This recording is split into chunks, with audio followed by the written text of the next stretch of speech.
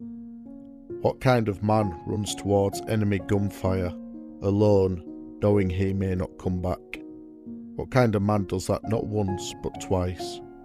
This is the story of Corporal Bryan James Budd, a soldier whose courage in the heat of battle would echo long after the dust settled in the fields of Afghanistan. He wasn't just a paratrooper, he was a father, a husband, a leader, and one of the very few in modern times to be awarded the Victoria Cross. Bryan Budd was born on the 16th of July 1977 in Belfast, Northern Ireland. At just 18, he joined the British Army, serving in the elite Parachute Regiment. Over the next decade, he would become one of the most highly respected soldiers in his unit, earning a place with the Pathfinder platoon, the eyes and ears of the British Army, operating deep behind enemy lines. His service record reads like a global tour of modern conflict: the Balkans, Sierra Leone, Iraq and Afghanistan.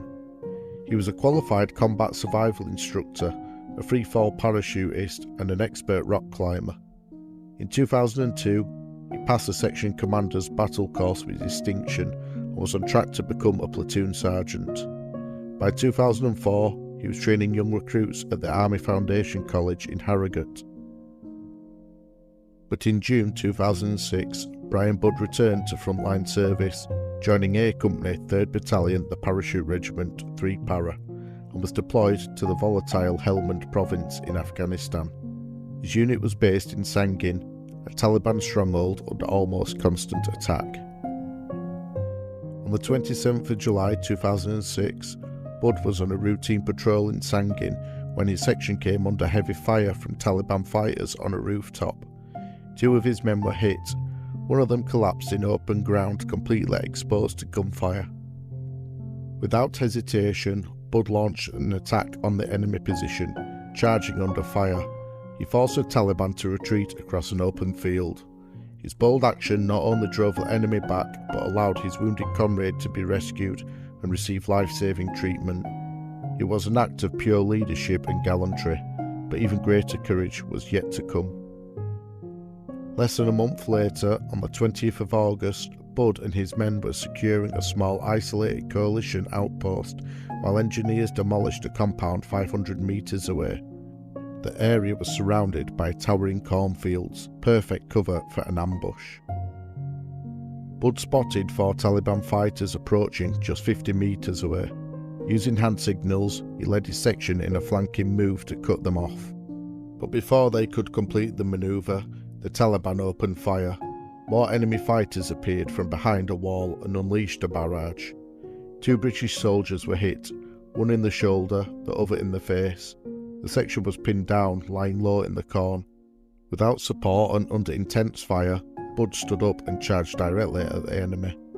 Firing on full automatic, he ran head-on into the Taliban position.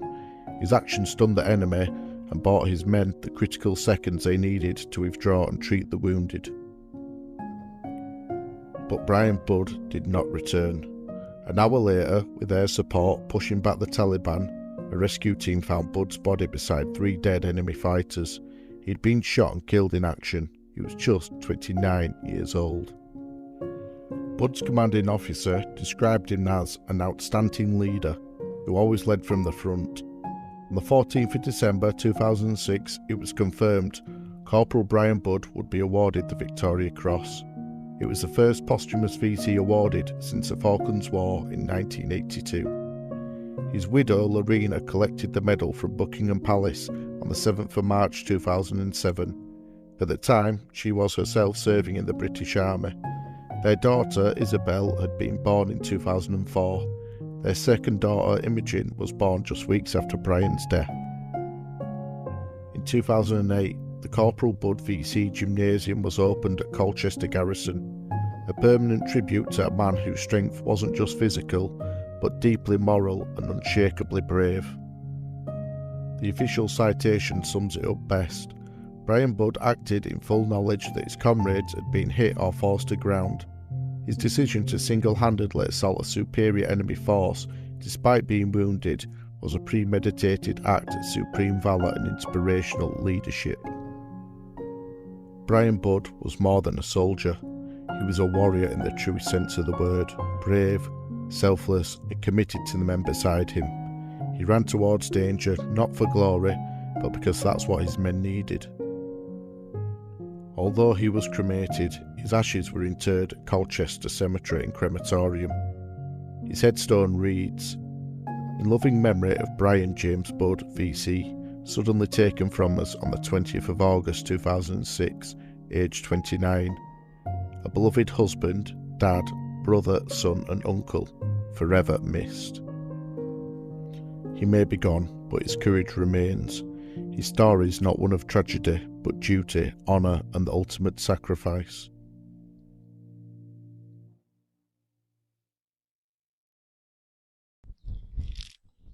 If you like listening to the stories of the history of those who came before, then please give the video a like and subscribe to keep updated about future videos of the history of those who came before.